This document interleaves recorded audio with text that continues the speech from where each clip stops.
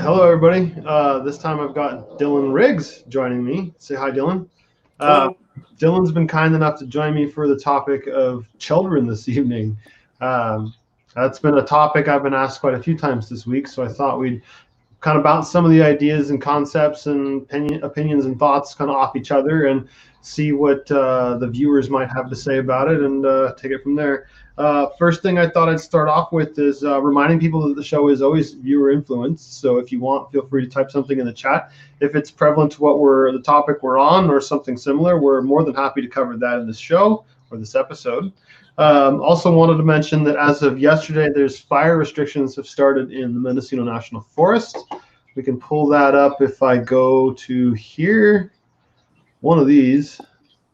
Just got to figure out which one. And then it's this one.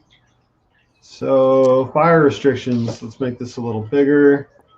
So the things I would point out from this one would be the building maintaining and attending a fire.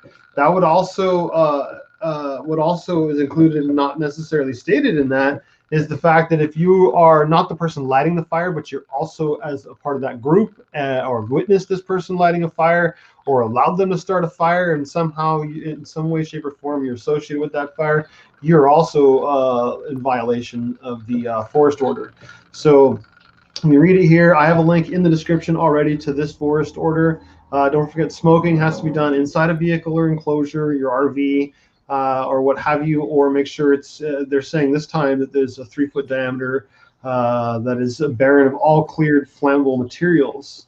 Also down here, they talk about, let's see here, operating an internal combustion engine. An example of that would be a generator. They talk about using them, not using them off paved roads or developed roads and systems. So you can read that for yourself. Myself, at this time of year, I'm going to start running, I've talked about it before, I have a deep cycle battery that has a cigarette lighter adapter to charge for it or help charge it. I use a 7-pin adapter off my 5th wheel connector to charge my battery while I'm driving. At night, I run my refrigerator and my lights, so I'm not running a generator this time of year. Also, I'm not using the same load I am this time of year as I would be in the winter time. So again, you can find a link to this document in the description already. We've covered this one a few times already. This is the same order you've already seen. We'll move it over. About the closures, developed areas, and don't forget now this time they've added portion thereof. So there's no side skirting, walking through the middle or any of that. It's just stay out. I did not do it as I talk about it now, but we'll do it later. The description of the campsites that are open, the specific that are open and closed, we'll get that up so you can check it out and see where you can and can't go. I did find some research that Cow Mountain, according to, I have a link up in the description of this page right here, the shooting range is apparently opened at Cow Mountain. So I have my misgivings about this, but it's on their website. Again, the link is in the description. The rifle range and trailheads are open for use. So with that said, I'm going to switch screens here again, stop screen sharing. The two of us are back again. The last thing I wanted to cover was I'd be curious to what others have thought, would think about this concept. In an effort to share the Mendocino National Forest and work together to discover new places and share places, I thought it'd be fun to start a segment called Where's Your Pin? I would start the segment off with, this is a spot that I was recently at that I really enjoyed because of, talk about it. And then maybe some of you, the viewers, would do a similar, drop your pin in the comments. We could go there on Google Earth, check it out, talk about it, explain why you liked it or didn't like it. Maybe it was a place that was really hard to get to, but really awesome, or not possible to get to at all. Or, hey guys, this is a really popular spot, but not accessible. So anyway, curious about your thoughts. Please leave them in the comments. Comments are hugely helpful. Thumbs up is helpful. Please subscribe if you're not. Again, I'm not affiliated with the National Forest, BLM. I'm not paid for them. I don't work for them. I'm not an attorney, all that good stuff. I'm not sponsored in any way, shape, or form. All of this on my time, my dime. Same with Dylan. He's here donating his time also. So with all of that said, I'm going to take a deep breath. Okay. So tonight's topic, children and camping. It's come up quite a bit. A few things that have I guess camping hacks or what have you. The first one I'd start off with would be glow sticks on their front and their back. That one was given to me by Daniel, who was on last time. Get them from the dollar store. You get about 6 of them for $1 and crack them and put them on the front and the back of your kid. Would you do something like that, Dylan? Oh yeah, definitely. I actually do that with my youngest. He's 3, but what I have him do is put one around his wrist because I think the smallest ones fit perfectly around most of the young kids' age. You just put that bracelet on them and you tell them just, hey, if you need something, just raise your hand up and you can pretty much see them no matter where they're at. Green, I think, is the color that seems to stick out the most. It seems to be the brightest. Yeah, color. You can at the dollar store. A lot of times you can find them in a 6-pack of individual colors or the multi-packs, and then you can certainly use the brighter ones or the dimmer ones on your children, and then use the corresponding colors. Like sometimes when I'm camping with a group of unexperienced campers, I'll use some glow sticks to light the pathway to where we're going in the general direction for a bathroom that's, well, I think it's 400 feet away from a stream or a trail or a campground or a campsite. So each person could find their way out there without being like nervous about where they're going and getting lost. No, that's about it. So that would work good for the opposite if you got a multi-pack. Also, what a good idea that was given to me by Daniel was a bell. I don't know how my kids survived. I never did either of these. And they're both, my youngest is 12, so somehow I did something right. But the bell is a strong suggestion, and it's also going to scare away from, because a lot of times some of the attacks are from wildlife that are surprised, right? So I assume you wouldn't mind making your child into a cat. Oh yeah, no. So I actually have a dog, and the dog is black. So I have her e-collar trained, and the e-collar that I have already has like a light that you can turn on. You can also buzz it with a sound. I only use it whenever we go camping specifically because at nighttime you can just turn the strobe light on and it just blinks a white signal and it sticks out like a sore thumb. You'll find the dog anywhere. Or you can turn it on straight where it's just a full blast, and it's a pretty powerful light that's just on that collar itself, and you can position it on the dog's neck so that light shines actually on like a bush. And sometimes dogs will get distracted; they might see something, and dogs are also good guard dogs too. If they see something and you're in an area that may have potential wildlife around, having that situational awareness with that animal is also a big help. I know, she would be a little anxious at nighttime, and I would just turn that strobe light on and just light up a path. But also those glow sticks work well too. If you don't have an e-collar, they work on a lot of animals too, or just picking up one of the animal bracelets for your dog, especially if they're black or dark color and they're hard to see at nighttime. That's funny. I could just see a dog walking by a bush and a bird being startled away, with the dog being able to see the bird real bright. That would be something else. Yeah. Jess was just saying that her cat swallowed the collar got stuck in the cat's mouth, and knew it because the bell kept ringing. That's terrible. That would be horrible to pull your collar out of your cat's mouth. So yeah, kids are good, but also I think I've mentioned before, rattlesnakes are coming out now, so they're a danger. Poison oak is coming out in the lower elevations. One of the reasons I like going up in elevation is there's no poison oak when you go high enough. It can't take the cold weather. So be cautious of the poison oak. Remember, leaves of 3, leave it be. Also, this time of year, it's extremely glossy. It tends to stand out with its bold color and and how glossy it is. Unlike or similar in the fall, it starts to turn orange and a similar color. So let's talk about occupying time. One of the questions is I'm hungry. So snacks, those are good to have. Both I figure things like trail mix, but also other things that are a little bit harder to fix, like maybe a peanut butter jelly. And then on top of that, we've obviously got dinners, but that's a whole other topic, another day. So I always encourage snacks that are less on the salty side than on the convenience side. But hey, I'm not your parent, and you're free to decide on your own. Mine would be dried fruits and nuts, along with say some peanut butter and jelly with a bunch of bread and maybe some deli meat and some mayonnaise and some mustard. So what kind of things would you bring for your kids, Daniel? Or Dylan? So we're pretty big on preparation before we take off. So definitely the youngest, he loves his peanut butter jelly sandwiches, right? So we'll he's with me. Yeah. Oh yeah, he'll make 3. we'll make 3, 4, 5 of them for a trip. But yeah, so what I like to do typically is get anything that's dry food. I'll put it in one container. It could be crackers, s'more type stuff. anything that I know the kids like. It could just be fruit snacks, whatever. But yes, we do cut down a lot on the saltier snacks just because it makes them thirstier.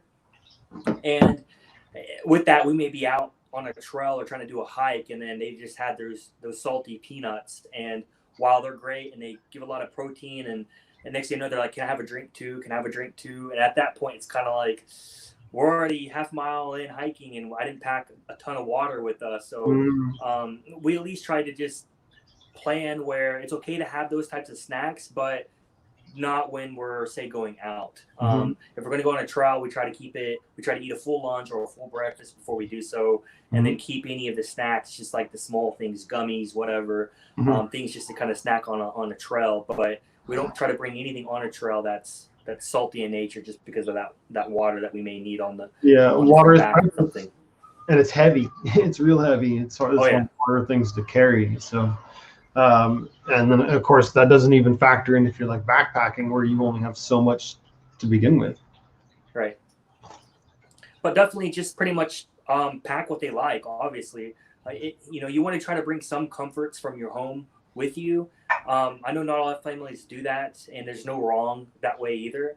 But it definitely just makes the experience feel a little bit more like home, while just trying to introduce, the kids. If they're newer at camping, like I have 3 kids, 9, 7, and 3. And the 3, this is his second time ever camping. So the first time, I couldn't even get him out of the vehicle because he didn't want to put his foot on the ground, because he's never seen this type of environment before. But bringing some of those snacks or bringing some of those comforts from home definitely made it a more pleasurable experience for him, which also made it more pleasurable for us. Well, I've also seen people bring like quesadilla that keeps fairly well in a backpack. Doesn't have to be as refrigerated as, say, a tuna sandwich.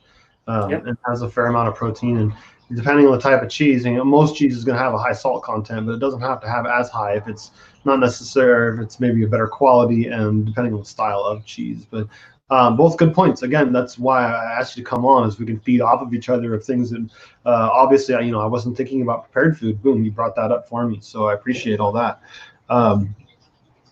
So let's see here. I just took a note on something. Where did I just write that?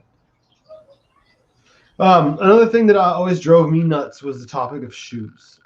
Let's talk about shoes for a second. So when it comes to shoes, spares, those are good to have. Say if it's wintertime, have a pair that, like in my case, I bring the trailer, so I have a pair of slip-ons and a pair of waterproof boots. When I'm in the trailer, I wear the slip-ons. If you're in a tent, you're going to want maybe slip-ons, but then maybe something to run into the snow when you're in the bathroom, or use the bathroom, some sort of slip-ons, slip-on like galoshes, so to speak. I'm trying to give you a frame of reference. I'm just trying to give some ideas here. But then also constantly monitor the shoes. And I mean, not just the condition. Are they wet and dry? Do they need to be dried? Because the kid's not going to tell you until it's too late. They're going to be soaking wet in the wintertime. Or in the summertime, the end of the flip-flop might have pulled out, and then they're basically useless. So multiple pairs of shoes, depending on the season. You want open-toe, closed-toe, boots, tennis shoes, or what have you. And again, monitor the location, too, because my kid takes off his shoes wherever he needs to get them off, and then he'll be so engulfed in what he's doing that he'll forget where he took them off. So then an hour later, it's like, we're putting on your shoes. Well, I don't remember where I put them.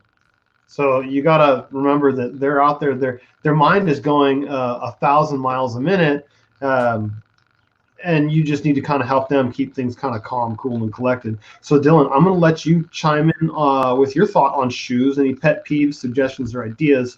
But also Daniel's joining us here too. So go ahead and start off, and I'm going to figure out what buttons I got to do to add him here. Sure.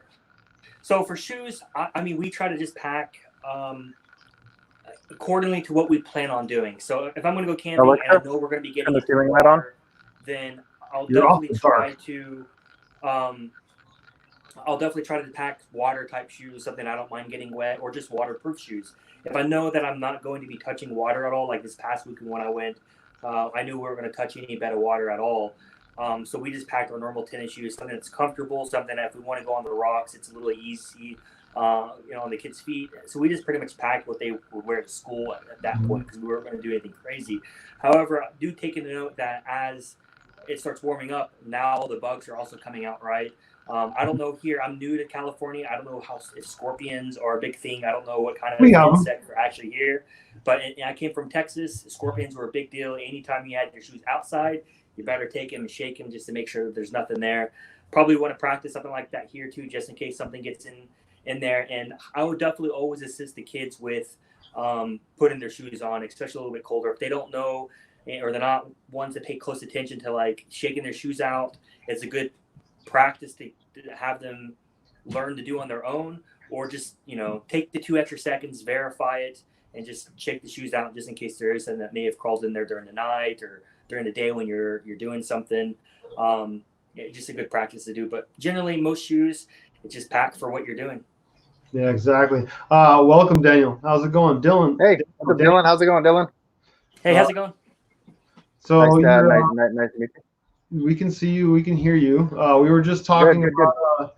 I had just finished my thoughts on shoes about not just monitoring their condition, but monitoring their location, keeping an eye on them.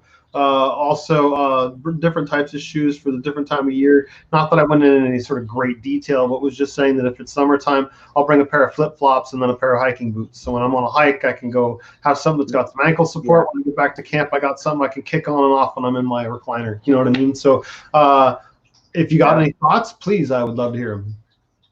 I think Dylan gave a good piece of advice there. Shake out your shoes. I woke up to a nice little surprise one morning a couple years ago camping. I had a big potato bug in my shoe, and I squashed him, and I was like, oh, there's something going on here. I took it out, and he didn't make it, but that was not a fun surprise because that's like the gnarliest bug. That's dinner. It's So, not gonna hurt you, but it's dinner. Shake out your shoes. Definitely. That's good advice. I just pinned the I have to figure out how you can access them, but on Facebook there's a saved video section. And just the other day I got a Facebook memory of the first time I brought our Coleman stove, which no longer exists. Oh, too bad. The first meal I ever cooked on it was termites up at the spot I took you, Dylan, at Whole Mountain. My son Oliver and I found a termite farm, and we held this chunk of termite-infested wood over a pail of water, and the termites fell in the water. We collected those and fried them up in butter, and, well, I hope to share that. I thought it was gone forever. I never knew it was out there, but then Facebook land reminded me that, no, that video still exists. So, yeah, with that said, cool. I've never done termites. How'd they taste? I fried them with peanut, or not peanut butter, with butter, and they tasted like peanut butter, literally just like peanut butter. I ended up in the video ended up rolling them up in a piece of ham. So I called them pigs in a blanket because they look kind of like pigs in a blanket, little worms. I would totally eat them again, absolutely, and I wouldn't hesitate. There wasn't that like with the bigger bugs, you'd expect that like pop in your mouth, but they're so small that doesn't really happen. And there was so much butter involved that all you could really taste was butter. So how could you go wrong? Bacon and butter, right? I mean, you just fry them together and you're happy. Plenty of salt and plenty of protein. So the next topic I was going to move on to sort of works with the shoes this time of year, and I just mentioned snakes, boots, ankle support. The higher up the ankle support, of course, your ankles only go so high to begin with. I'm not a medical expert here, but the higher your ankle only goes so high. But a taller boot can offer more snake protection or some sort of snake chaps, like for a chainsaw, but they're nowhere near as tall, obviously. And remind your children if they're picking up rocks and logs to pick them up if they're going to, where you pick up the backside away from you so that if you happen to surprise something and it jumps out, it jumps away from your child. So I basically put down turning over rocks in the notes, but that would go with logs or a piece of plywood you find. And with that, I don't know if you guys have any other snake warnings, but I felt like it was a good idea to say something, especially since I didn't win on the lottery ticket I purchased, sadly, but I did almost put my hand right on top of a rattlesnake last weekend on Saturday. So I'm counting my blessings. But somebody else got something to say on snakes and shoes and turning over rocks? Well, no, not really. So for me, it's just pretty much check the area too. Yeah, you can check the area. You don't have to sit there and turn over every rock, but just go out there. If you know where you're setting up camp before you actually get all your gear out, set everything up. Just check the area first, and then go ahead and set your campsite up. Did you have any thoughts there, Daniel? Yeah, I mean, shoes. I always bring lots of shoes. My kid melted a pair of shoes last weekend, so luckily we had another set. Yeah, they got wet. Put it well. We melted them, put them on a rock to dry them off. Forgot about them, and those shoes are no more, sadly. But snakes. I see snakes, probably venomous snakes. Probably I see a snake every time, whether it be a garter snake. I see a lot of garter snakes up in Mendocino National Forest, and I probably see a rattlesnake every other time that I'm up there. I'm looking for them though, because I like to harvest them. So I see a lot of snakes up there every time. And all you they're there, scout your site. You know, if you see something, they scare easily. They want nothing to do with you. So keep your distance. You can chuck a couple rocks at him, and odds are he's going to leave and mind his own business. So, but they're certainly there. You definitely want to be careful with small kids and pets. Have that conversation. If you see a snake, I don't care what it is, just get an adult, go the other direction. Definitely want to be safe with that stuff because you're a ways from getting to a hospital and getting in. So it's good. I don't know the age of some of the kids that are out there, but some of them are a little too young to remember the analogy correctly of what is it, a black and yellow kill a fellow, and then the what I don't even see. I can't even remember it. So it's best, yes, just go away. Again, they're not red by black, friend of Jack. Red by yellow, kill a fellow. But we don't have coral. I mean that applies to a coral snake. The best analogy. I mean for our snakes here, because people that don't know can easily confuse a gopher snake with a rattlesnake. They don't know. Gopher snakes are going to rattle. They're going to shake their tail. They're going to act aggressive, just like a rattlesnake. But they're totally harmless. They might bite you. You might get a couple pinpricks, but it's no big deal. Rattlesnakes, I tell kids, if his head looks like this, well, you can see that. Stay away from it. That's it. He's got a big, fat, chunky, diamond-shaped head. It's unmistakable. And that's it. Garter snakes, most snakes, their head's going to be in line with their body. So when it comes to identifying the venomous snakes we have here in our woods, big, fat head, and they're not always going to rattle. Yeah. So, that would bring me to the summary for the next topic I would use is bubble wrapping your kids. It seems like all too often we're doing everything we can to keep our kids from tripping and falling. We're giving them wrist guards, elbow guards, knee guards, helmets, eye protection, ear protection, cups, all this jazz and whatever, and it's just obnoxious. When a kid falls over, they don't bounce anymore, they shatter. So I wonder what your guys' thoughts are, and I'll start this off here. Campground versus dispersed camping, because obviously a campground is going to be, Trump happy. It's going to be raked and clean. There's going to be a lot more of the hazards removed. Whereas dispersed camping, there's all kinds of things you could trip over, fall on, burn, set fire to, so on and so forth. Me, myself, the way I see it is some lessons are best learned the hard way. I'm going to be very careful when I give my kid a sharp knife, but I'm not going to be nearly as careful or watching him nearly as tightly as when he goes out for a walk where there's a ton of rocks. He might go rock hopping or walking through the grass. I realize that might be kind of lazy on my part, but I don't know. It's just my feeling. I'm fairly loose about things. So this one might kind of go around as a round robin. Who knows? But Dylan, I'd be curious about your thoughts on that one. So between dispersed camping and just state camping and normal campgrounds, for me personally, money. Like I said, new here to California. Camping here is definitely a lot more expensive than it is.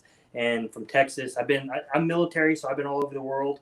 And camping definitely, at least out here in California, has been definitely more expensive than Indiana, Kentucky, Tennessee, Florida, Texas, and a couple other states that I've lived in. So, and out here, there's also a big advantage that I didn't know existed. Dispersed camping, I actually started looking up not too long ago. I've been here for less than a year, and it was actually Dylan that I found on YouTube. I was trying to find some campgrounds.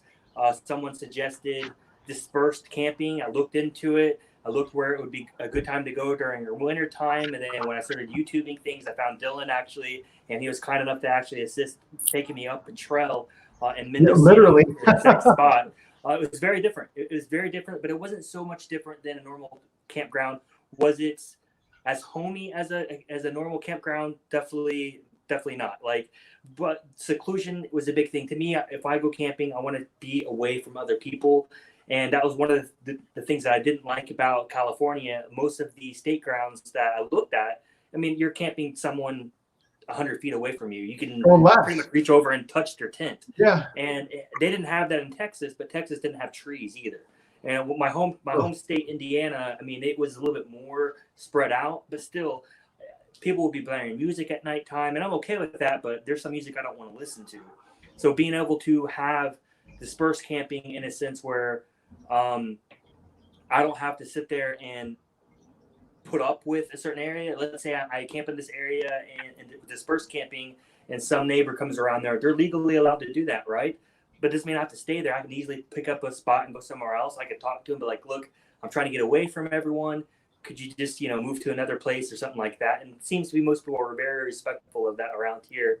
But hazard-wise, there probably are a little bit more hazards. Like there are going to be less insects or snakes just because they're not as trafficked as a state campground is. But it has a lot of advantages too. So like I said, being able to be secluded, choosing where you want to set up camp. Maybe you don't want to be under trees. Maybe you do want to be under trees. You actually have the ability. You don't have to sit there and go ask the park ranger and be like, well, what spots are good? Can I drive around and look at them first and then, choose? And, oh, well, sorry, all these are taken. You only got this one option to pick from. Dispersed camping, it's like, I want that spot right there and be able to choose it. And I think I'll probably never go to a state ground while I'm here unless it's just an area I really want to see. Redwood Forest, for example, maybe there's some good spots with dispersed camping there. I don't know. But maybe not. I'll just stay in a campground just so I can get that scenery of of the forest and stuff and go on with life. But any place where I'm at right now, I'm all about dispersed at this point. Absolutely, 100% agreed. Dispersed camping is the way to go. So, Daniel, your thoughts on bubble wrapping your children these days? No, I don't bubble wrap my kids whatsoever. I mean, they're younger, right? They're 4 and almost 2. So I definitely keep an eye on what they're doing. I try to make sure that they're not running around the fire and things like that because they haven't learned some of these lessons. But I mean, my wife is a little bit more careful than I am. My 2-year-old was walking up, getting kind of close to my little hibachi grill over the weekend, and I'm just like, I'm of a mind like she's gonna learn. You don't do that shit again. So, pardon my language. Yeah, I don't bubble wrap at all. I do, however, I need to be careful because they are younger. They do want to run laps around the fire pit and things like that, and I don't want them to get hurt. But as long as they're in earshot, eye shot, I just let them run wild for the most part. And I do go to campgrounds like Dylan was saying. They have a time and a place. Not all my friends that I like to camp with can camp the way that I do or like to camp the way that I do. They don't all want to poop in a hole in the ground and deal with all these things. Yeah, so I mean, there's definitely a time and a place for a campground, and they're fun in their own way. It's just if I have a choice, it's not my style. I like to go. I don't like to see other people. So I'm much the same. I go deep. I go hard, and yeah. So and that's the way I want my kids to do it. I mean, I grew up like that, looking at ant hills and things like that. I think honestly, wildlife is more of a problem in campgrounds than it is actually out in the wild because they're accustomed to people. They're going to dig in your ice chest. I've had food stolen, Hold on a second. Let me. I want to add some specificity to that because that's a good point. In a campground, say in a national park, correct me if I'm wrong here, but what you're saying is in like a national park, you're going to have a huge issue with bears and whatnot. You go into a campground, big problem, much bigger. You might have a problem with it. You go dispersed camping, and you can pretty much guarantee that anywhere you can go dispersed camping, they're likely hunted, which means they want nothing to do with people, with the one exception, with one of the exceptions being the game refuge. In there, they're not hunted. However, they're still surrounded by hunters. So I have been asked that question even week was, do you secure your food when you go in the national forest? My answer to that is no, I do not, because every time I see a bear, they are running for the hills. So sorry to interrupt. Same here. Specificity. Yeah, I mean, for us here, I mean, we have the black bear, right? Brown bears are a whole nother story. I've never camped in brown bear country, like dispersed camping. And I've got friends who are in brown bear country up in Canada and the northern states. And you don't mess around. Brown bears are another story. I'm not talking about them because they don't care about humans. They will waltz right in, take what they want. They don't give a damn about you. You're on their land. Black bears, on the other hand, yeah, exactly it. I've done the bear watching in Yosemite. They could care less. They're so accustomed to people, they will walk right up and steal your picnic basket. They don't care. Yeah, The black bears, door. yeah. The black bears out where we see them up in Mendocino National Forest. If you do see them, they're tails to the wind. They're gone. Like they want absolutely nothing to do with people. And even the game refuges, in relation to their territory and what they roam, is a small blip on the radar. I mean, those things roam miles every day. So even that, the animals, they're not all hidden in there. They're able to get there. The game refuge is for hunting pressure, right? You put a lot of pressure on the woods when hunting season opens up. Everybody's running through the streets with their guns. They got a place to go duck out and get away from all that pressure. So I mean, it's Jessica. Yeah, there are definitely black bears in Mendocino. There's quite a few. Dylan, I would go back to you, and I'd be curious. You said you've lived in a few other states. I think you mentioned Texas. Yes. Correct. Texas has quite a few snakes. Am I correct? I don't know much about Texas, so I'm asking here. Oh yes, definitely they do. Now I'm not no snake expert. Snakes, they had rattlesnakes. They had certain other snakes. Now the biggest thing that most people had problems with, at least where I was at, and I was in San Antonio, Texas for 7 years. About big thing there was mostly insects. So. Scorpions that were pretty decent size. You could get them. You could hardly get them into a boot, for example. They're that big. But you're talking. You wake up and they'd be in your home. For example, I remember I sat down on my couch, and then right underneath the arm was one scorpion. Now it was a baby. It wasn't like anything big, but they're all over the place, and I was accustomed to them and stuff like that. Snakes, not so much. I've seen a couple garden type snakes. I've never seen any type of real big problematic one. I never came across like anything poisonous, for example, in Texas. But yeah, as far as like wilderness type stuff in Texas, I'm sure they had BLM land, but they never had any like national forest. So dispersed camping in Texas specifically was not nearly as common, and that's something I can say that's very Western. They'll have it in other areas and stuff like that in the United States, but it's predominantly, I can tell, is huge here in California and just the West in general. Not nearly as prevalent. Yeah, not nearly as prevalent in a lot of other states. Like I grew up in Indiana. Growing up, that's where I was born and raised at. But there was no national forest, and I never heard of dispersed camping. And I camp almost every weekend growing up. I always just went to a state campground because dispersed camping was not known to me until I came out here to the West. And I'd never heard that term until I came out here. Okay, so BLM land may be a little bit more common, but dispersed camping in national forests was unnatural to me. So, but the reason I ask is, did you do with a higher number of snakes? Did you have any precautions or habits you took before you let your kids out of the car, per se, or daily sweeps for snakes? Or I'm just trying to cover every base I can think of as a new parent bringing in somebody into the national forest. And so, a place like Texas or whatever other state, I think you've been from a couple others. If there's some sort of habits they have there or routines that we don't have here, I'd be curious, and that's basically what I'm asking about. So yeah, pretty much no. I always, before I set up campground, I just kind of survey the area. I'll look at things. It could be a big log on the ground. I may try to move the log around a little bit to see what kind of insects may come out of there. Maybe a snake underneath there. Who knows? So I'll kind of just survey the area for the most part, and that's pretty much it.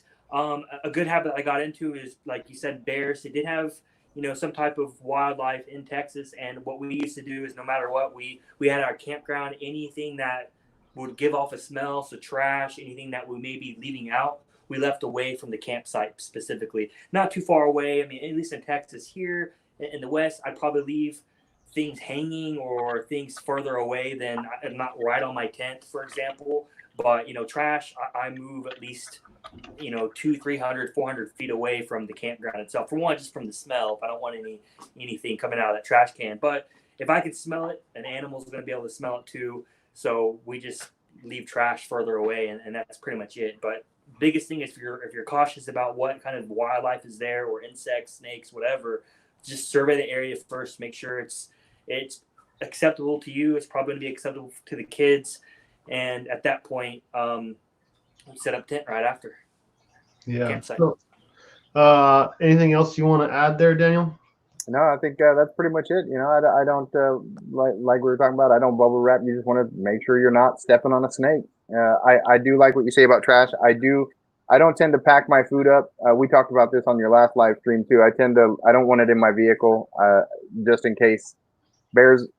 I hate fluffing them up like this because they're really not like that. However, they are an animal that's highly driven by their stomach. They're motivated by their stomach.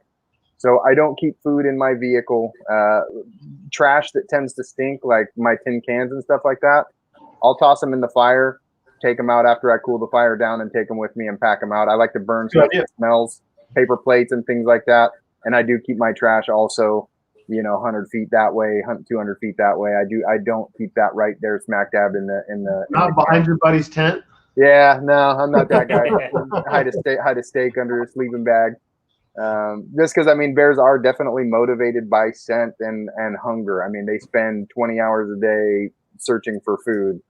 So, but again, they're not an issue. But yeah, dispersed camping is definitely not camping at a KOA, where it's a different animal. You do potentially have these hazards, and you do need to just you don't want to go out there and act like a total. Like you're totally blind and these things don't exist, because they do exist. Jessica, to answer your question, yeah, I typically hang it from a tree branch or something like that, my trash, or if I don't have trash, I bring big black heavy contractor bags. I'll just leave it on the ground, kind of, off a few feet away from where I'm camping. But yeah, going back to what I was saying there, I don't want to ignore the fact that these animals are out there and that they are hungry, and I'm in their backyard. They're not in my backyard. So I try to be respectful of that and understanding of that. Like, hey, I am, these things can happen. So I'm just wary of that, and I act as such. And it's also to teach my kids how to behave in the woods too. So burn things that stink. I don't sit there and burn a bunch of trash necessarily, but like I said, I burn the food off of my tin cans and things like that. And then again, always burn it all. Yeah, burn it all. But I pack out what I pack in. Also, I don't just leave a bunch of garbage in the fire pit. Take the ash with you, then. It's a lot. Yeah, sometimes I take a bit of ash too. Yeah. And also, one other little thing is call the ranger station, right? So, like I said, I've only been to Mendocino once, and I've been to El Dorado once, right? So the wildlife in El Dorado is differently than the wildlife in Mendocino. Where I camped specifically in El Dorado, I camped right next to Desolation Wilderness almost, so it's kind of connected to it. Desolation Wilderness, you will find everything there, and it's no access with vehicles and stuff, so you will see wildlife more than likely, and they all would recommend that. Hang stuff up on a tree where it's out of reach. Bears can climb trees and stuff like that, but if you make it difficult for them, they're not going to sit there and waste their time with it. If they know they can smell you, they're going to know you're there. And if it's something just easy access, they may just come in, snatch it, and be on their way. But if you hang it up and it's like, I got to climb that tree to get that piece of meat that was cooked that night on the fire, they may not waste their time because they can probably smell another piece of meat 100 miles away or something like that, So, but keep in mind that each wilderness will be slightly different. Each forest will be slightly different. And calling the ranger station will give you good information. They can tell you where to camp that might be, secluded or easy access based off of your vehicle, and also what kind of wildlife may be around that area. That's a really, really, really good point. So most of what I'm saying is really specific to Mendocino, because I do a lot of overlanding up in the Tahoe National Forest, Plumas, Desolation Wilderness, and those areas that you're talking about there too, up in the Sierras. That is a different animal for sure. And those bears do behave differently. They do go into areas where they encounter more people. I've seen a lot more bold activity from bears in the Sierras than in Mendocino National Forest, by far. That's a whole nother live stream. Oh yeah, definitely. All right. But that's a really good point. These aren't specifically to what I'm talking about is really specific to Mendocino National Forest. Gotcha. So going back to the kitty side again, the topic I would start would be the weakest link, the slowest common denominator, meaning if you only have one sleeping bag and you didn't bring enough diapers and they wet the sleeping bag, you're going home. If you're camping in the snow and they run out of socks, you're kind of screwed. So think ahead, plan ahead, and make sure you have plenty of night protection that's not going to slip off, fall off, so on and so forth. Make sure they have ample clothing. Don't give them any excuse that I want to go home. I miss my Minecraft and my buddies playing Terraria or whatever the games may be. So Fortnite, there you go. Yeah. So comments, Daniel, on the lowest common denominator, the weakest link. Any thoughts? Yeah, redundancy, 100%. So always have, so you can't. I mean, car camping, you have a lot more space to pack things in, pack things out than you do backpacking, right? So, but car camping, I'm not necessarily bringing out 6 sleeping bags and things like that. But you make a very, very good point that, yeah, I mean, you wet the sleeping bag, it's a much bigger issue there than wetting the bed at home where you can change the sheets real quick. So that's an amazingly good point that I didn't even think of. Honestly, it's not something that crossed my mind. And that being that I've got, one kid in diapers and one that's still she had an accident tonight. That's why I was late. I had to hose her off Alcatraz style in the shower real quick. So that's an insanely good point right there. I tend to deal with everything with redundancy. I bring a lot of water. I have 2 batteries in my Jeep, I don't want to hike out 30 miles. I'm getting too old, too fat to do that kind of thing. So, and when it comes to kids, yeah, I mean, for myself, I bring like 2 t-shirts and a pair of jeans and a pair of shorts and some flip flops and my boots, and I'm good to go. With them, I'm bringing, a week's worth of stuff for the weekend. I bring. They need a trailer. yeah, dude, for real. I mean, I bring multiple jammies, multiple socks, multiple undies. I mean, with kids, it's for me redundancy over and over and over again. I mean, I bring as much crap as I can possibly pack for them without overbearing, taking over my storage space, because I am limited space in a Jeep. Yeah, you guys are both, Dylan and Daniel are both Jeep drivers. Dylan, I'm in overlanding too, by the way. Oh yeah, I'm big time.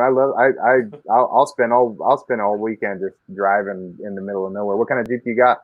2018 JL. Oh, JL boy. Nice. We'll have to get together. I'd love Definitely. to go Jeep. I've got some trails that me and you can go, and we can bring Dylan along. We might have to tow him out, but I'm turning into a Jeep owner. yeah. No, but that being said, my space is limited. So like when it comes to packing all the stuff that I got for my kids, I got to be real. Oh, sorry, one second. Go ahead, baby.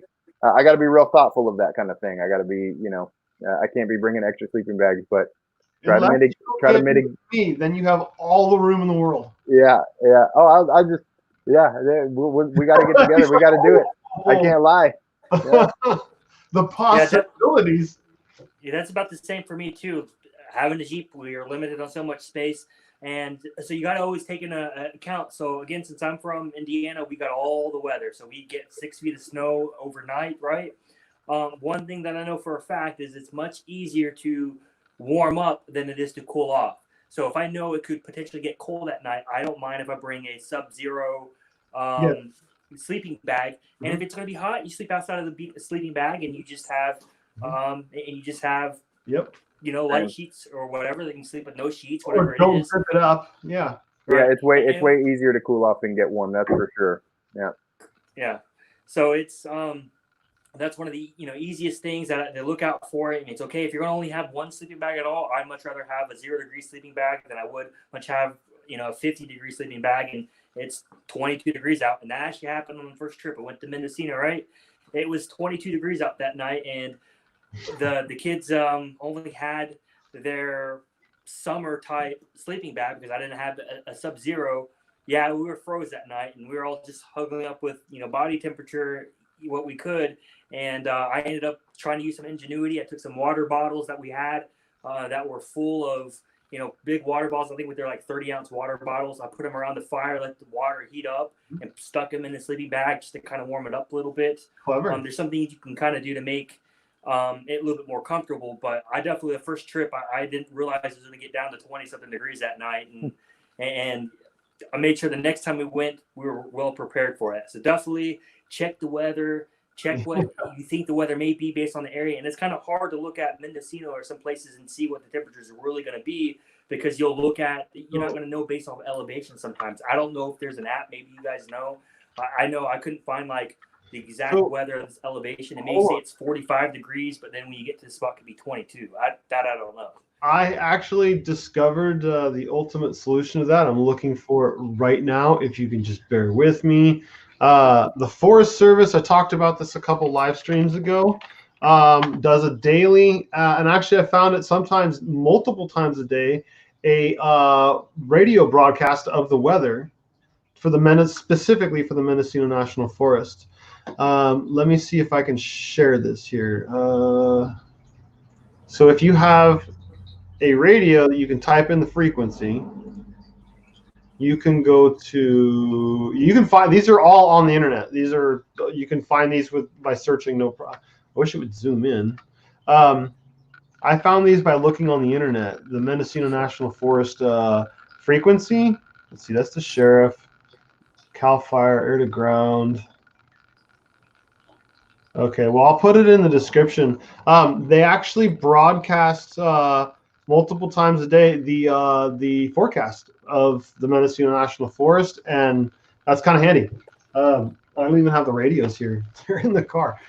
So yeah, if you want to check the radio or the weather, that's a good way. I'll be doing the radio video real soon, where it covers the radios I'm using now that were not that much more than this Cabela's radio that I have. For a little bit more money, I got a radio with that's capable of 8 watts. I don't use it because I'm not licensed. And you can type in your frequency for about the same price. Anyway, so on to the next. Or before I forget, if you found any of this helpful or informative, please a thumbs up, a comment is hugely helpful. I make no money off this, so please consider subscribing so that my channel gets found and more people see it. I want to share all this information with as many people as I can find. Next topic I have, and unfortunately the last one, so hopefully somebody will chime in with some comments or somebody else has one. I'm pretty lax with my kid as far as manners when I go camping. The first topic I'll introduce would be not grammar, but swearing. It's the one place that I don't care. I tell my son over and over, there's a time and a place for everything. And at grandma's, that's not the place to use 4-letter words. But when you're riding in the cab of my truck and it's the two of us, I could care less if you yell out a 4-letter word out the window at the top of your lungs. Do it 10 times. I don't care. Dylan, why don't you take this one? Do you care if your kids cuss when they're in camp? So for me personally, I still don't condone cussing. Not that I really personally care. Like I said, I'm in the military. You can say whatever cuss words. You're never going to offend me. More than likely, any of my brothers in arms, I'm not going to offend them at all either. I can't get my oldest to cuss at all, even if I try to get her to. She's just that way. I'm just like, go ahead. I will buy you the toy if you just do it. No, Dad, I'm not going to. So, and I respect it, but definitely in the environment, camping, it is a lot more relaxed. Kids need to be kids, and animals need to be animals. Like my dog is real, definitely very structured and obedient here. And being out on a trail or being out in a campground and stuff, it's like, especially this is where it's very advantageous to be in dispersed camping because you can be away from public. If you know you have a dog that is a little bit wild per se, dispersed camping is definitely the way to go because you can just let him go, right? Now, you don't want to let him completely off the hook and let him go away 2 miles and come back, right? But let him off, and if they cut out of sight or something, call him back. But you can't do that on a normal campground. Kids, maybe sometimes at a state campground, they may meet other kids and you maybe go play basketball because they have a court there or something. And I can understand that. But dispersed camping is also one to be with nature in a sense. Getting them to learn to do certain things, help build a fire, help make s'mores, help do a lot of activities. But if they want to sit there and be silly or dig in the dirt or do whatever they want and be curious. I think allowing that curiosity in both people and animals is very, very satisfying, and that's what I enjoyed growing up. That's what the kids enjoy. Letting them bring in electronics and stuff, I don't mind. I don't if it's at the end of the night and stuff like that. But during the day, it's kind of like don't touch your Nintendo, don't touch your your iPad, whatever it is, because we're trying to experience something that you can't get every single day. And we're trying to escape, I don't say reality, but we're trying to escape our common environment. And that's kind of like what I preach to the kids. It's like, do whatever you want while you're out here. But, at the end of the night, it's dark. If you can't see stuff because you don't have a lot of lighting, a lot of lighting, whatever it is, then go ahead, use your Nintendo Switch to pass the time a little bit, watch a movie, and then go to sleep. But during the day, just have fun. Do whatever you want. Just don't get hurt. So if they did it, you wouldn't mind, but they don't do it on there. They won't do it, or they don't do it. Correct. Yeah, they just Okay. they don't want to. Yeah. Well, whatever works. So I just to let everybody know, I'm adding the NOAA weather frequencies to the comments, but I'm also adding the Forest Service and Forest Service admin frequencies also. I have to look at my notes as to which one is the one that does the weather forecast. But if you want to monitor the Mendocino National Forest Park Rangers, these are the frequencies to do it. The only calls I've ever heard were rangers letting each other know where they were, and another time one reporting a car that was left behind. The funny thing is, I actually heard the license plate number and went over to my phone. Sure enough, it was one that I had seen in that location 2.5 weeks prior. On the side of the road, so I was a little surprised that it took them 2.5 weeks to find it. But anyway, if you want the NOAA weather frequencies, they're in the description, and same with the admin and the Forest Service for the Mendocino National Forest. With that said, Daniel, what are your thoughts on your kids? I mean, they're barely old enough to. One of them can't even talk really, except for hi.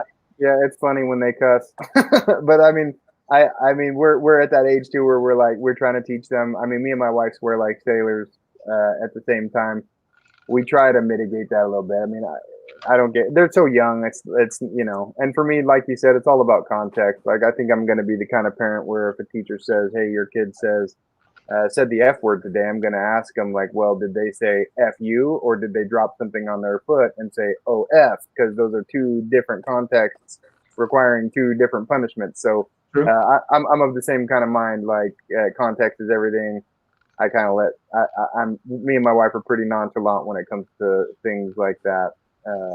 But they're so young too, at 4 and 2, they're not, it's not really a thing yet.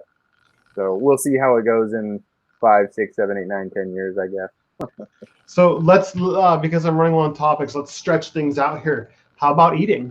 At home, when I'm sitting at the dinner table, I want you to, pull your chair in. I want you to sit square with the table.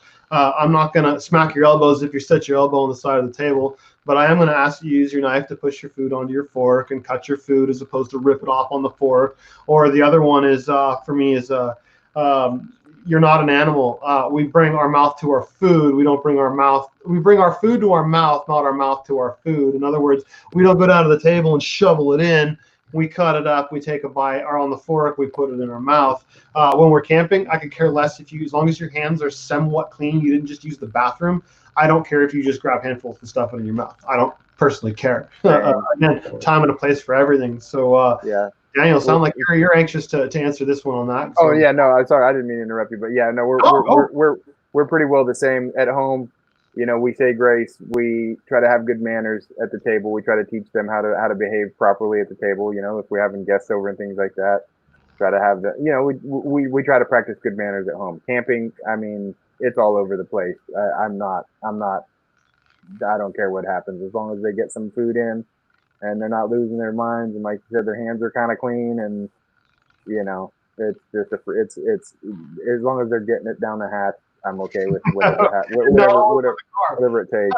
I say that with you in mind, Dylan, because we both like having clean cars. So we both take our vehicles out in the woods, but when they come home, they get cleaned up. So yeah, that's the first thing I do when I get home too. I get home, I wash everything, clean everything. But when I'm out there, I mean, it's just getting trashed. I mean, our Jeep it's 2016. We bought it new. We love it, but I mean, it's also, we look at it as a utility vehicle. I mean, it gets dirty and it's a tool, I treat it way differently than I treat my car. I have a nice car, and I don't want to. I don't let kids eat in it or anything like that. But the Jeep is different. I got waterproof seat covers. I got drains in the floor. I can hose it off inside if I want to. So we treat it very differently than we treat our car, for sure. I always tell my kids it's respect a man's car, the man respect you. So, Dylan, what are your thoughts on etiquette at eating around the campfire? So at least at home, we're pretty relaxed. I don't mind if you just want to eat your food and you want to sit down on the couch and watch TV while you're eating your food. We do that. Sometimes we'll sit at the table and be super respectful, say grace, and we'll eat at the table too. It just depends on the day. I mean, we're a very busy family. I work odd hours a lot of the times.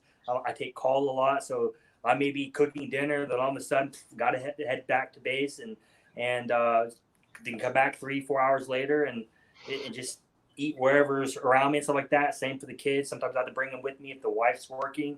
But around the campfire, whatever you want to do, just like you guys said, as long as you're not sitting there eating some type of infectious thing on your hands that you're touching, just eat however you want. And sometimes I kind of encourage it, especially with the boys. I have 2 boys, 1 girl. The girl, she's probably more like me than and the boys are more like mom, and they're like, oh, my hands are dirty, I don't want to eat this. And my daughter's kind of like, spit on it, wipe the dirt, I don't care, like it's dirt, I'll eat it. That's kind of how my daughter is and stuff. She'll get her hands dirty, and the boys, they'll get their hands dirty, but they're kind of like, should I really do something like that? But at the end of the day, we'll try to wash our hands the best we can without trying to use too much water. And based off the tools that you have, I mean, I don't have as nice of a knife and a nice solid plate in the kitchen on a flat surface like I would at at home at a campground. So sometimes it's kind of like, look, I just got this piece of beef right here. I'm going to have to just use my hands and eat it and stuff like that, because that's just the easiest way to eat it. Mm-hmm. And I'm all for convenience. And sometimes it's a little bit more convenient just to stuff something down your throat than it is to sit there and make it look nice and neat on a plate. Yeah, well, I see part of it is before I forget, so you're saying your kids are kind of like the opposite of snakes and tails and puppy dog tails and cinnamon spice and everything nice? Are you saying your kids the other way around? I would say they're completely different, but they're great at home. Campground, they're still great. They listen. If I tell them to do something, they'll do it or whatever. No, I meant about the wash. Like you said, I think it was your sons don't like to, or they want their hands washed. Yeah, which is kind of the opposite of the analogy I just used. Yeah. So the 7-year-old, it was just, since he was younger, he never liked his hands getting dirty, and I used to be like, you're a sissy if you don't want your hands to be dirty camping and stuff. I just kind of poke him a little bit, try to toughen him up. And it's worked, going camping a few times. Now he's a lot better at it. He doesn't care if he gets his hands dirty and stuff like that. But I can see the animosity in it too. It's kind of like, I don't want to touch my food with these hands. Can you wash them? And my daughter just may be like, I'll touch anything with these hands. I don't care. Okay, so before I move on to the next one, Daniel, you got anything you want to add? No, I mean, you got me interested. Food would be a fun topic, just to not to throw off the rails or anything like that, but food, like I'd be interested in hearing what you guys do for food, what you bring, how you prepare. That whole thing, my whole menu from my last camping trip. I remember that actually. Yeah. We did a live stream that covered all of our meal planning. So I've actually done that. If any of you want to see what I ate on my last camping trip, which was planned to be 5 days, turned out to be 7. We still came home with food, and we ate well. So, but again, we drive a diesel 3/4 ton truck and tow a 6x10 trailer. Both Dylan and Daniel drive a Jeep. So the options and availability are not the same. We go different styles of camping. And everybody's different and got their favorite ways. So with that said, here's a hot button topic in California: playing with fire. Now, I'm hoping maybe with this one, and I say that my chat might light up and some people might start talking and carry this one on for a little bit, because I'm getting desperate here. I got one other one after this. Playing with fire. So when I basically consider all of, and I think this is a California thing, there is no such thing as fire season anymore. It's all year long. So I will still have a fire when there's snow on the ground, it is snowing or raining, is the ground is saturated from rain recently, or we have a storm that's 99% chance going to come through, I'll have a reasonable sized fire. With that said, when that's happening, I will allow my son to go find a branch, and a branch is a relative term. That might be, 3 or 4 inches, and that might be 5 or 6 feet, as long as he's careful with it, to actually stick it in the fire, get it roasting hot, go off into the distance, not off in the distance like way over there, but let's say far enough he's not going to hit anything, into a clearing that I know is not going to catch fire, and I let him swing it around, or I'll let him hold it above the flames and let it just burn. So with that said, Dylan, would you let your kid go put any stick in the fire and remove it from the fire? For me personally, no. That's because my youngest will run around the older kids, and I don't trust the older kids well enough for them to be around them, because they, especially my daughter, the oldest, she's ditzy. She's a blonde. I call her a blonde all the time. Hope that doesn't offend anyone, but she's a blonde. She will not pay attention, and she'll just be like, wow, look at this, and then, oops, sorry, and then burn my son. So personally for them, not that I care. If it was just me and just one of the sons or the two oldest kids, I personally wouldn't care at that point. But with the youngest around, I'm definitely a lot more cautious. I don't let them play with the fire. But also because they're not experienced enough. Maybe if they're a little bit older, or maybe if they just gotten a little bit more involved with the fire and learned a little bit more, but they've only been camping 5, 10, 15 times, and especially the oldest has, but she's the one that's a little bit harder to work with.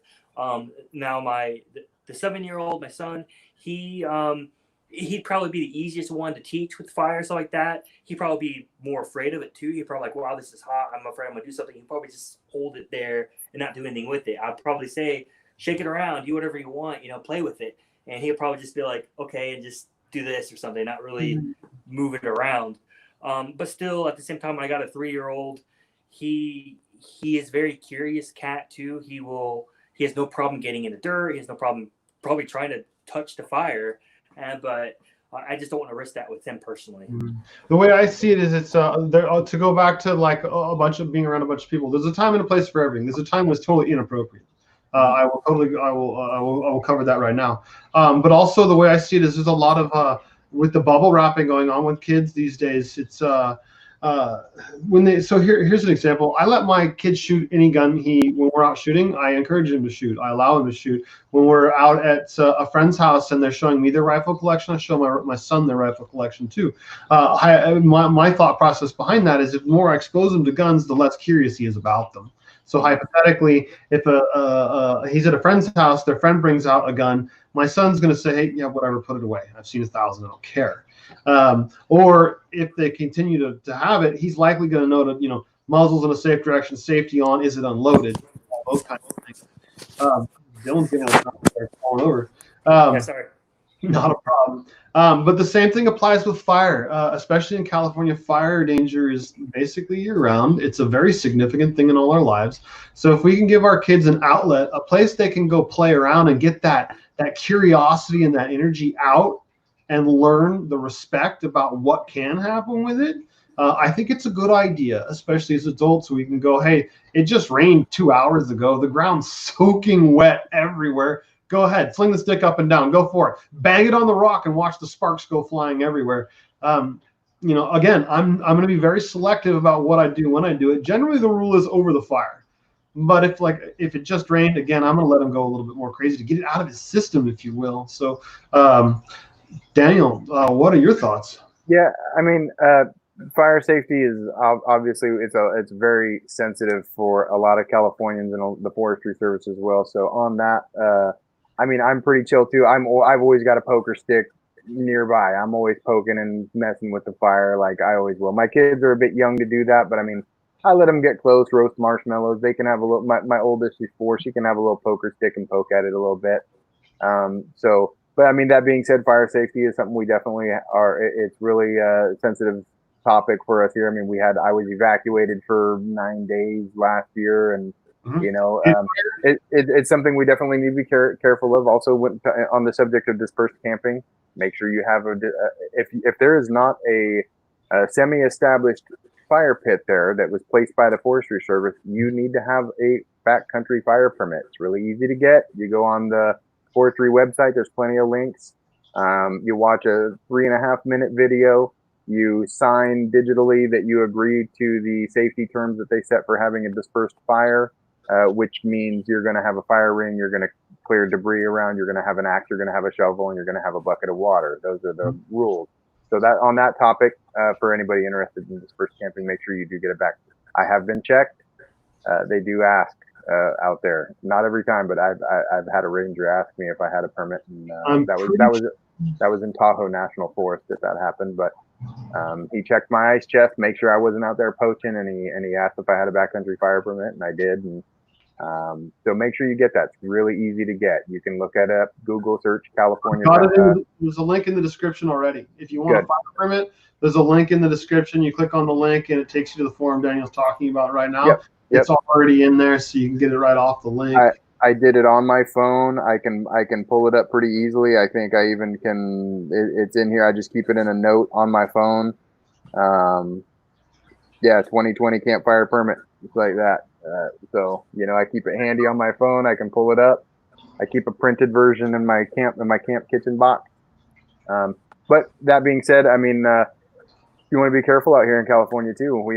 I was camping. I moved the fire pit this last weekend from where somebody had it established. It was right under a tree it was pure ladder fuel, which is everything over that fire pit would have caught fire. So ladder fuel is basically something a fire can climb, right? A dead tree. So I moved the fire pit out to an open area. So that's something you want to be wary of here in California. You don't want that bill. That's going to be a big bill if you light the fire out there. So I've mentioned it before that. So here's another hypothetical for you. If you start a fire and or a part of it, whatever, if Cal Fire takes off with one of their tankers, they can't land full. So once they leave the ground, you're on the hook for the entire bill. They have to empty that load, and you have to pay for it. Yeah. And again, that goes back for somebody, if you're in camp and it's your buddy who lit the fire and another buddy who's maintaining the fire and you never touched it, you never helped gather any firewood, doesn't matter. You didn't stop them. You're still just as, I think, culpable is the word. But yeah, there's a link to the fire permit down in there. Dylan, anything else you want to add? No, I mean, that's something that's still relatively new for me. Again, I've only been out here a couple times, so that was new, getting a California, campfire permit. I got a fire permit, right? But for me, I'm still learning the process of when I can't have a fire and what constitutes an actual fire. Having your own fire stove, does that constitute as a campfire as well? I've heard it does. I've heard it's not. I mean, that's a general question I'd like to know myself. Good point. So we can go off topic of children here for a second. So yeah, to even have a camp stove, you have to have a fire permit. To have any kind of flame, even there's a link in the description. I had it open, and they list out all the different fire restrictions. I'll just open it back up and read it real quick here. So for me, I mean more specifically when there's a fire ban. So if you can't have an actual fire, can you still use a fire stove? So at least what I've read or what I've researched, and I don't know this is just my own question to you guys that's more experienced than I am out here, but I've seen campgrounds where you're allowed to have a fire in the campground, but if you were to disperse camping around there, they say no fire, but I've heard you can still use your own stove or charcoal if you want, or whatever. So is that a possibility, even if it's not on the ground campfire per se? Oh, sorry. Go ahead. No, so there is a forestry definition. We got a comment here I'll get to in just a second. There is a forestry page that talks about, I got all distracted now. The fuels. So when we opened this up, I was talking about check the restrictions before you go. Last year, as an example, you could have a fire year round in, I think it was Plesket Meadows and 2 other campgrounds. Year round, you could have a reasonable campfire, not no rager. So there are some places you can have full-on campfires year round, but then you go dispersed camping 2 miles down the road, you can't have a fire at all. So that is something to keep in mind, by the way. And same thing goes with smoking. It's going to be different in a campground than it is in dispersed camping. So that's why I left it very open-ended, is check your regulations, because there's some definitions in there, and I don't want to be that guy that everybody's blaming and pointing fingers at as, well, he said so. So I do have a link to several of the forestry, the fire permit and the new fire order that was just issued yesterday. They're in the description. Check them out. If you still have questions, get a hold of me through Facebook. A direct message works pretty quickly, and I'll do my best to help you decipher what information you're trying to get out of it. So we got did you answer his question there, Daniel? Yeah, I mean, quite often, like you were saying, they'll put out a notification like they just did the other day. So most of the time, as I understand it, also, if you have like a little propane stove or something like that, you can use that. And sometimes they'll restrict fires to only established fire rings. Basically, those rings that are placed by the Forestry Service, like at semi-developed sites like Rattlesnake Creek, for example. There's a fire ring but no toilet. A lot of times you can use those fire rings unless they explicitly say no fire. And quite often you're still allowed to disperse camp. You're still allowed to cook for yourself. Charcoal is a good question. I don't know if charcoal is encompassed with that, but I know that typically like a little gas stove, a jet boil, or a little Coleman, or even a Camp Chef, like a propane stove, is acceptable. But if they say no open flame, I mean, that means no open flame. I think they actually just shut it down in Lassen. This is going to be a really tough year for fire. They're probably not going to allow too many fires this year in national forests. But yeah, I think you can still, you can still cook for yourself. You can still use a gas stove for the most part. However, yeah, always check your regs before going. Look for the forestry notifications before you go, because they'll tell you. They're pretty clear about those things. Yeah, so pursuant to, I'm reading this here, I don't have this memorized. Pursuant to 36 CFR 216.5 E, Section 2, persons with a valid California campfire permit are not exempt from prohibitions listed above. However, persons with a valid California campfire permit may use a portable campfire pit, stove, or lantern that uses gas, kerosene, jellied petroleum, or pressurized liquid fuel with a shutoff valve in an area at least 3 feet away from flammable materials. So in other words, I think I said this earlier, it's time to start bringing a rake camping. It's going to be imperative, and that might not be necessarily just for, even if you're not going to have a wood fire, if you have your stove, you still got to clear away. Maybe you want to rake up some pine needles to put under your tent to make it a little softer, a little more insulation. There's a little life hack. Rakes are good to have. They don't weigh much. But again, I drive a truck, so I can throw anything I want in there. You guys are rolling on Jeeps, so it's kind of a different story on that one. So the next topic I have about kids would be trying to kind of plan location and temperature conditions by altitude would be one suggestion. So if you've got a kid that's younger, or we'll just use the word sensitive. I'm sorry if that's offensive. I can't think of another one. Sensitive to temperature or humidity or whatever. I think I mentioned this in the last stream. Go by the time of year. So if you go this time of year and go to Lake Pillsbury, it's going to be dry and hot.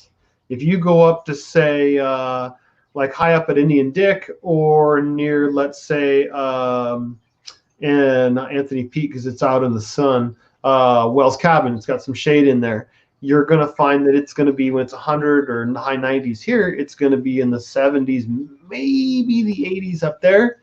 And night's not going to be that bad. You might hit 40. So you're going to get a much more mellow climate, versus if you go to, like, I was last weekend at the game refuge on the M6, right where the Eel River starts. I didn't know it, but it basically starts within 2 miles of where I was. You're going to have a massive temperature fluctuation. You're going to be in the mid to high 90s, and then maybe hit the high 30s. That's massive. So if you can now, in the wintertime, you certainly wouldn't, you couldn't even get to Wells Cabin. It's covered with snow. But you could go to, say, Whole Mountain, where you're at, 3,000 something feet, and your temperature rise and fall is going to be, again, a lot more mellow. So use the time of year to help determine where you're going to go, and use that in relation with elevation. So again, As it gets hotter, go higher up. As it gets colder, go lower down. So Dylan, I'd ask you to chime in on that one. Yeah, no, I definitely agree with that, and that's why I reached out to you first time around. I wanted to go camping. I knew out here out west during this winter time, February around. I know there's a lot of places off limits, like the area that I went this last week in El Dorado was completely under snow in February. Now it's beautiful. But that's when I reached out to you in Mendocino. You're talking about just elevation. You can go here, you can go there, you can go to these spots, and they would be perfect around February. It might be cold at night. Like I said, the first night I was there, got down to the 20s. But to me, that was purely acceptable because there was no snow anywhere. So I could, if I know that there was no snow, perfect. I was okay with that because it would be easy just to warm up a little bit. And during the day, that day, it was nice. Like it was in the 50s, 60s. I felt great. You could easily just do some jumping jacks and you're completely warm. Yeah. And just like you said, the higher up you go, the cooler it's going to get. The lower you go, the hotter it's going to get. And take that into account based off of where you want to go to. And just also, again, if you don't have the maps, if you don't have, another Dylan laying around here where you can ask them, hey, is this a good spot or not around this time of the year? Call the Rangers. They'll be able to tell you that. Me, I don't want to go camping I wouldn't mind going by myself camping in snow, but getting my wife, getting the kids, they probably would not want to do that personally.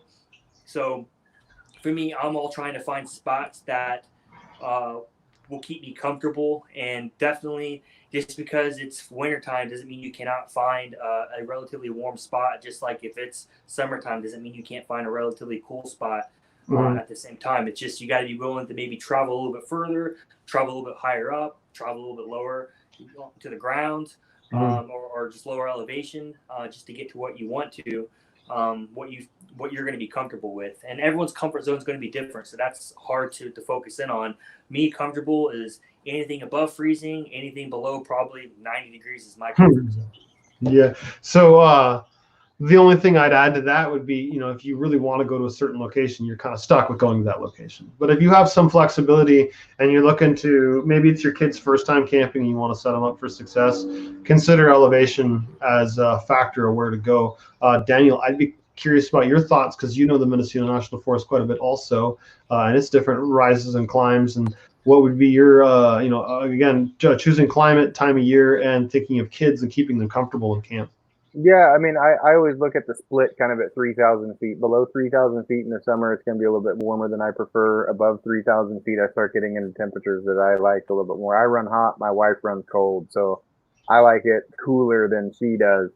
And my kids run cold too. So, but I kind of look at that split specifically for Mendocino National Forest again. Is if you're staying down in the basin along the river where you're at 900 feet elevation, it's going to be hot at night. But yeah, once you get up into like that spot, that overlook there on Whole Mountain where you start getting up 3,500, 4,000 feet, you're going to cool off a lot at night. So that split for me is right around that 2,500 to 3,000 foot elevation. In the summertime when it's very hot, I think generally it's just a lot more manageable. You're not going to get the extremes at 3,000 feet and up. This time of year, I like to go up about 5,000 feet. It's nice, high 70s, low 80s when it's down, when it's getting into the 90s down in the basins. At night, it does get a lot cooler. You do get a cooler night up higher, but yeah, I definitely, that's why I like the overlanding approach to camping. I kind of pick a road that I'm going to explore in a region, and I can adjust my elevation depending on how I'm feeling or how the kids are feeling or what's going to be a good spot. I'm entirely mobile and I can go anywhere and do anything. So, but I typically in the summer keep it over 3,000 feet. And touching on the Sierras a little bit too, I mean, you can go right now to one of my favorite spots in the Sierras, in Tahoe National Forest. You're going to have snow on the ground. I've encountered snow on the ground up there well into July at some of the higher elevations, Fordyce Lake and some of the areas surrounding there on the 4x and deep trails. You'll see snow when you would least expect it. That being said, you can always turn around and there's going to be spots that are lower in elevation. I mean, shoot, this time of year you can still find snow. Some years, depending on the pack and the snowfall, you can still find snow up on Whole Mountain. I've had it unpassable in May and June. where you can't even get to the top unless you've got some traction boards and maybe a buddy to back you up. I mean, I've seen attached to a tree. yeah, I mean, I've seen snow I wouldn't tackle up there this time of year. So I mean, it can happen for sure. Still, even June. But yeah, just talking strictly elevation, Mendocino National Forest. You're going to be running warmer under 3,000 feet, running a bit cooler over 3,000. That's kind of the snow line, anyways, in the winter time. Yeah. So, the other thing I thought I'd touch on to let people know is I actually met Dylan through. Actually, I met both of you guys through this YouTube channel. Yeah, I found your videos on Mendocino National Forest. Nobody else was doing videos on Mendocino National Forest, and you're the only dude making any content of any value for Mendocino National Forest, which is definitely what got me interested, got me subscribed. Yeah, one other YouTuber I think was doing it, and it didn't have any relevant content to what I was seeking. For me, I was like, dispersed camping Mendocino, because I went and I looked, and you're into overlanding, I'm into overlanding, I'm a part of Overland Bound, So I got on there and I asked, like, hey, Mendocino is a good place to check out. What did I start doing? Googling it and YouTubing it and see what I could find, and boom, Dylan popped up and reached out to him. He did a live stream that same night, and I asked him a bunch of questions like, where would you go in February 22nd and whatever date it was, and sure enough, he's like, go here. Yeah, I think I was on that live stream. I was chatting up a storm in that one too. Yeah.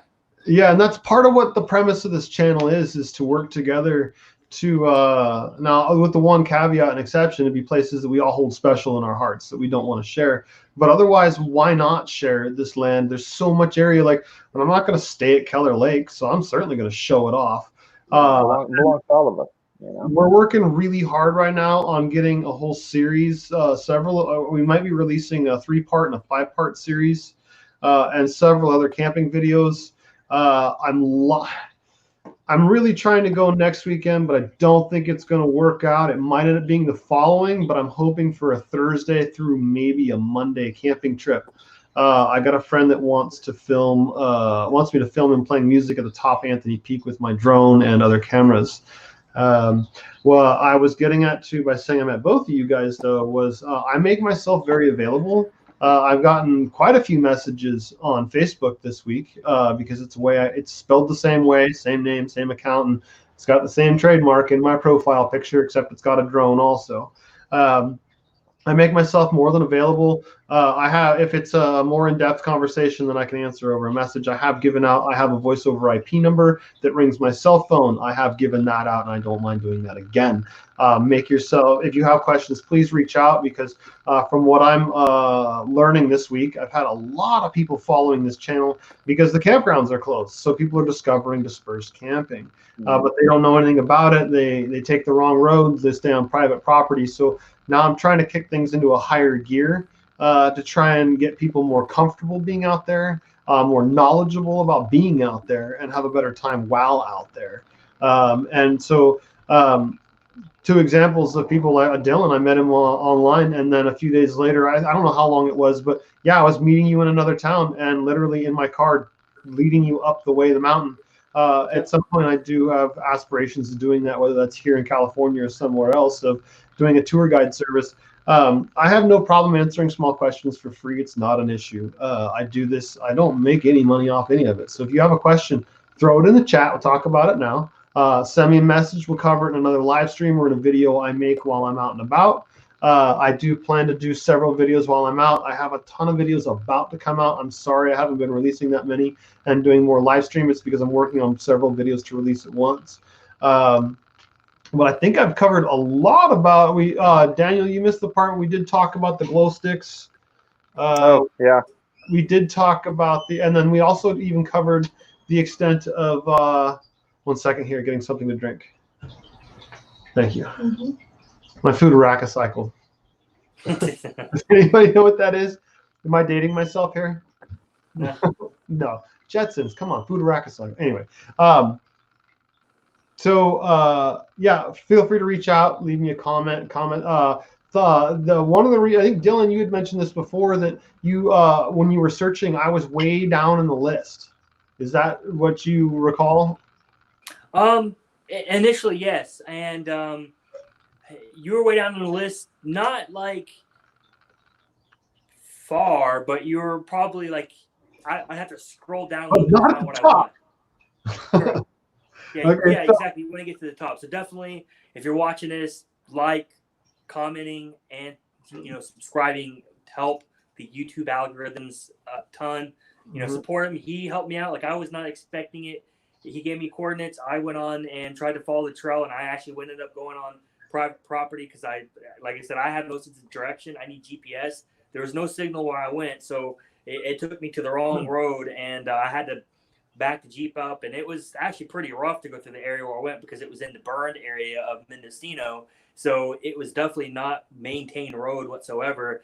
And I hightailed it out, and I shot him a message like, hey, I followed these directions. I couldn't make it. He literally came out that next day and was like, hey, I need to go do some drone footage. Anyways, I will take you up the hill that you need to go to and make sure you get to where you wanted to. And so kudos for that. You got my, my subscribe and, and the comments and anything you need to support the video and all your content, because it was well worth it. So very informative. I learned so much information just from your channel in general, and I have no problem sharing it with all my friends, people that I work with. I know they're want to camp too, but a lot of people, they don't know what dispersed camping is, and I didn't know what it was until I got here.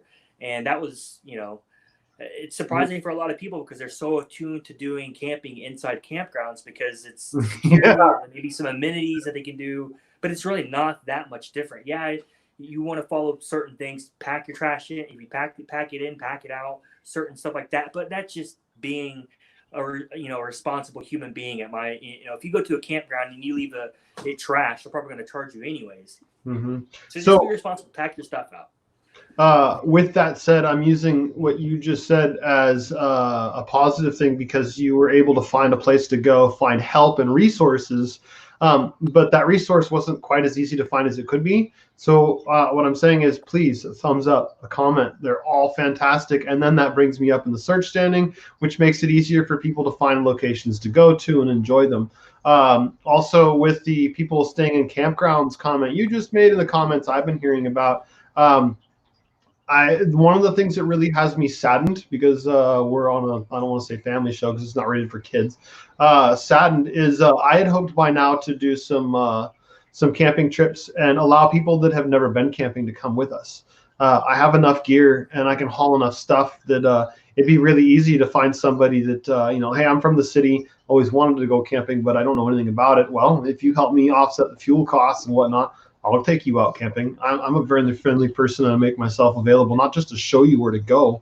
If I'm already going out in that area, I'll follow me along or follow along for the day. I don't care. If I'm going to be up camping, come check it out. Now, the only issue is that I don't really know all these Corona laws as far as the counties. They're changing super fast. But yeah, if anybody ever wants to follow behind me on a day trip, I'm okay with that. You got to drive your own car, though. But please reach out. Again, I'm not sure when I'm going. It might be the following weekend or next weekend or the following, but I'll be doing another live stream, so stay tuned on that one. So how have you been back out, Dylan, since the last time I took you out? Not to Mendocino, no. Yeah, No? not to Mendocino. I went to El Dorado. I went to so when I came out here, I was interested in doing some camping, because that's something that's the West Coast seems to offer, right? It offers a lot of scenery out here. Mm-hmm. More scenery than any place I've been in the rest of the United States, at least. Now, and when I was in Germany, for example, like Germany was beautiful, Turkey was beautiful, but in the States, definitely California seems to have a little bit of everything. 2 hours you're going to be on the beach, 2 hours you can be in the mountains. Mm-hmm. It has a lot to offer, right? And there is that. Mendocino, I haven't been since we went last time, and that's the only reason I wasn't going is because my wife, she kind of has a little bit of a anxiety with heights all of a sudden. When we went to the Grand Canyon, that's when we discovered that she kind of had this issue. So Mendocino was a little stressful for her.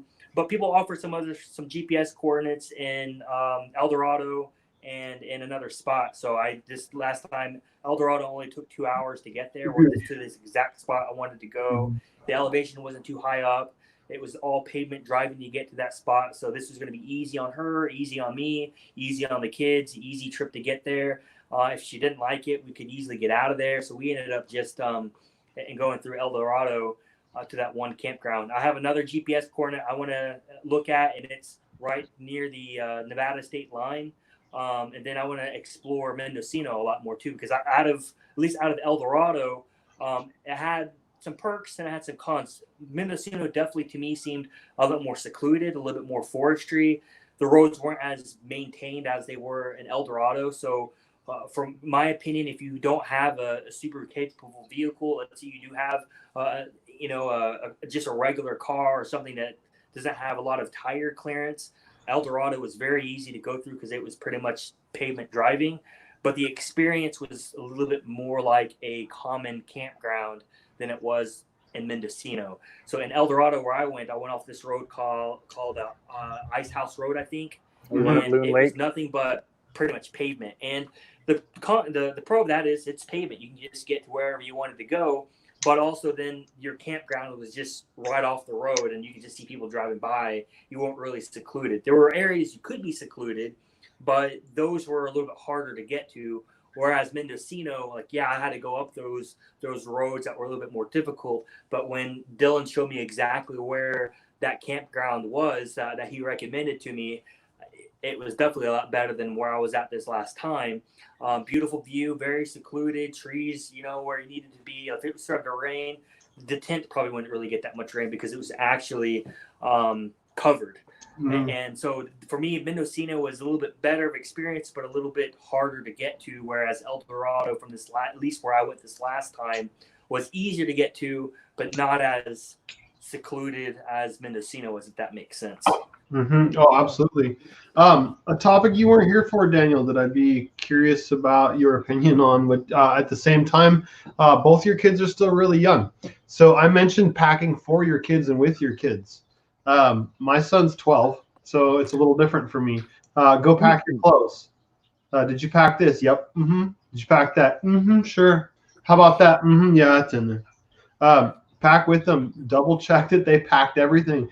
That lowest common denominator, that missing element, like those are going to be the trip enders and destroyers. So, any thoughts? I mean, your kids, you have to pack for them. So yeah, they get involved. They're helping get stuff, but yeah, we're packing the bags at this point, and it's still going to be one of those things. We'll have it even when they get a little bit older.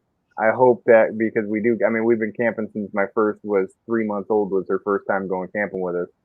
So I hope that by the time they're old enough to really start taking on that chore themselves, they'll know what they need to bring. And otherwise, and I mean, if they forget a jacket, I mean, I'm not heading home. They're gonna be cold. That's the bottom line. So, like you said, like going back to the not bubble wrapping them, like you're gonna have to stand next to the fire and go run and get in your sleeping bag because they're going to learn that lesson the hard way. I'm not going to let them obviously get hypothermia or anything like that, but they're going to learn their lessons hard. yeah. But yeah, we pack for them. We at this point, they're participating, but they're definitely not leading the way quite yet. Yeah, they're not taking the wheel. So the last topic, I don't know if you were here for, was electronics. We go unplugged. I mean, there's no service up there. Go find a frog. That's always gonna be my opinion. I grew up camping without electronics. They're gonna do the same. Okay, no, that's what we're here for. We're trying to brainstorm off each other. Yeah. If we go to a KOA, they can go screw around in the arcade. But if we're going dispersed, they got to go find an anthill to poke a stick at. Gotcha. Yeah. My exception for that would be that sometimes I want a moment with the wife and don't want him like, hey, let's come with me. Hey, you want to go over here? Hey, check this out. I carved this. Hey, there's a squirrel over there. I just need a breather. Here's your Kindle. Yeah. Yeah. I'm not quite there yet. We'll see. My views could change. I'm not quite there yet in terms of age. So we don't do a lot of screen time at home anyways. We do. I'm definitely like, hey, if I'm tired, go watch a cartoon. But at this point, they still go to bed before us. They're not. We don't have bedtime on that topic too. We have a bedtime at home. We don't have a bedtime in the woods. They were up till 11 o'clock partying with us out in the woods, and they're young. You know what I mean? So stomp till you drop. Say what? Stomp till you drop. Yeah. I wear them out, get them tired. Hopefully they let me sleep in an hour longer in the morning. But we'll see if my views change. Maybe they're going to want to watch a movie or something out the woods. I'm not one to say no either. If it comes to I'm pretty chill when it comes to stuff like that. So we'll see.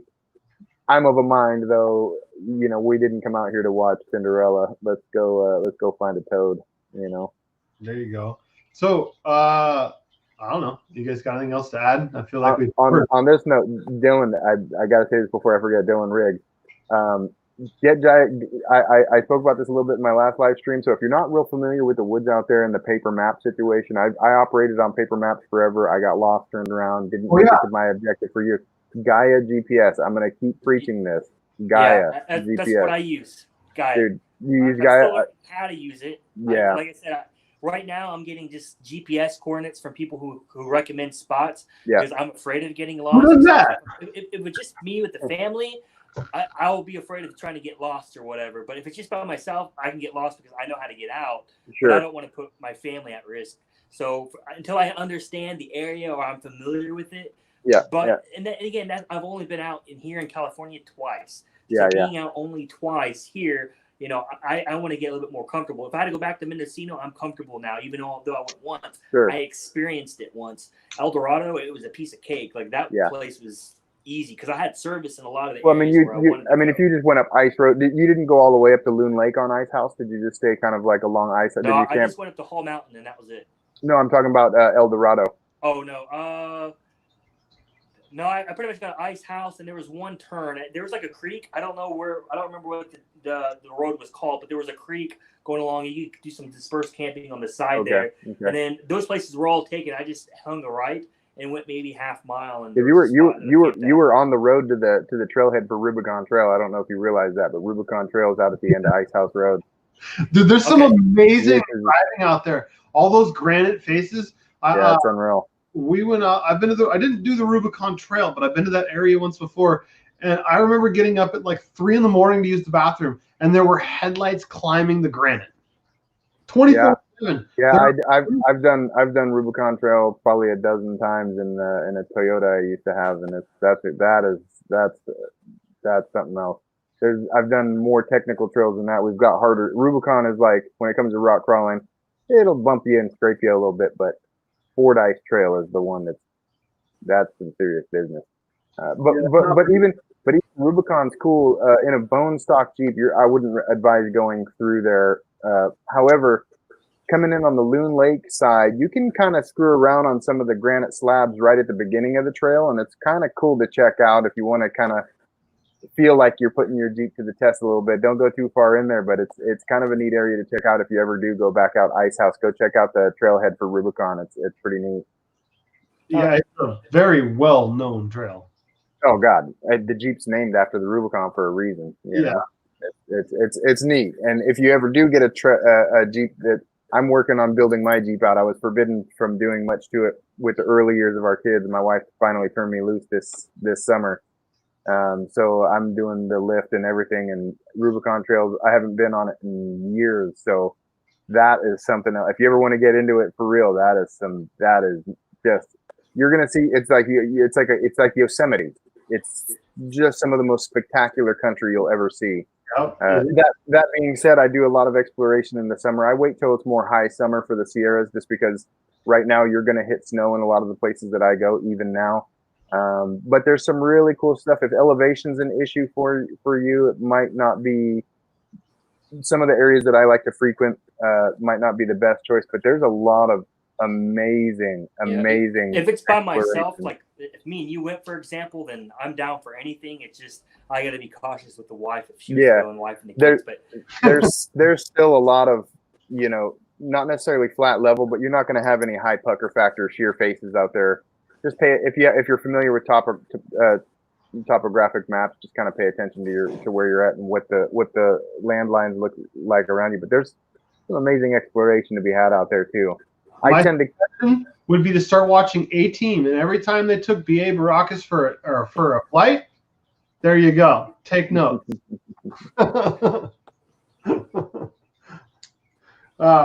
Well, with all of that, gentlemen, I think we've covered those topics pretty good. I thank you both for coming on. It certainly makes things a lot easier for me, because it gives not only somebody else to talk, so it goes on for a little bit longer, watch time, good thing, but also different perspective and opinions. Those are extremely important. We all have the freedom and the right to raise our children differently as long as it's in a safe manner.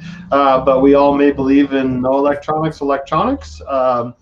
Driving a Jeep or driving a Chevy. It's okay. I forgive them. They're not perfect, but it's okay. I'm a Toyota guy. Sorry, what can I say? But I don't even own. So I'm a Toyota guy too. I just have a Jeep right now. but I have a Jeep right now. Just expect every problem. Just empty every pocket, boy. I tell you what, it gets pricey. Yeah, but so everybody out there, remember, you don't have to drive a Jeep. You don't have to drive some lifted Toyota. There are a lot of places you can go and enjoy it. There's a lot of places you can take your kids, and you're going to have an awesome time and great success. If you have any questions or comments, please feel free to contact me. I make myself more than available. Find me on Facebook is the quickest way. You can leave a comment in YouTube, and I will get to it, but not nearly as fast as if you send me a private message. So again, thank you, gentlemen. I'm going to end the broadcast, but if you hang out for a second, I'd appreciate it. Cheers, everybody out there in YouTube land. Thanks. Yeah.